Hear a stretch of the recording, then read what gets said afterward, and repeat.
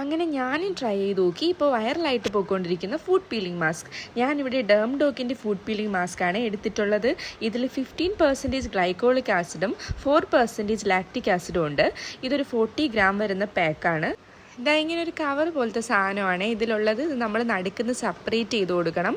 എന്നിട്ടാണ് നമ്മൾ കാലിലിടാനുള്ളത്. കാല് ആദ്യം നന്നായിട്ട് കഴുകി തുടച്ചിട്ട് വേണം നമ്മളിത് കാലിലിടാൻ. ഒരു 1.5 മണിക്കൂർ ഞാൻ കാലിൽ വെച്ചിട്ടുണ്ടായിരുന്നു. അതിനുശേഷം നമുക്ക് റിമൂവ് ചെയ്ത് വാഷ് ചെയ്യാം. ഞാനൊരു സോക്സ് വെച്ച് സെക്യൂർ ചെയ്തിട്ടുണ്ട്.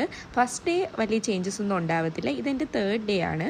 3rd ഡേയിലാണ് പീലിംഗ് സ്റ്റാർട്ട് ചെയ്തത്. നമുക്ക് ഈ സൺ ടാനൊക്കെ അടിച്ചിട്ട് ഡാമേജ് ആയിട്ടുള്ള ഡെഡ് സ്കിൻ സെൽസൊക്കെ നന്നായിട്ട് റിമൂവ് ആവും. പെയിൻലെസ് ആണ്, ഈസി ആയിട്ട് ഇങ്ങനെ ഇളവി പോരും. ഒരു 10 ദിവസം എടുത്ത് കാണും എനിക്ക് പീലിംഗ് കംപ്ലീറ്റ് ആവാൻ. കംപ്ലീറ്റ് ആവുന്നവരെ കാല് വെളിയിൽ കാണിക്കാൻ കൊള്ളത്തില്ല കേട്ടോ. കംപ്ലീറ്റ് ആയതിനു ശേഷം എന്താ ഇങ്ങനെയാണുള്ളത്. ടാനൊക്കെ മാറി നല്ല സോഫ്റ്റ് സ്കിന്നാവും. എക്സലൻറ്റ് റിസൾട്ടാണ്.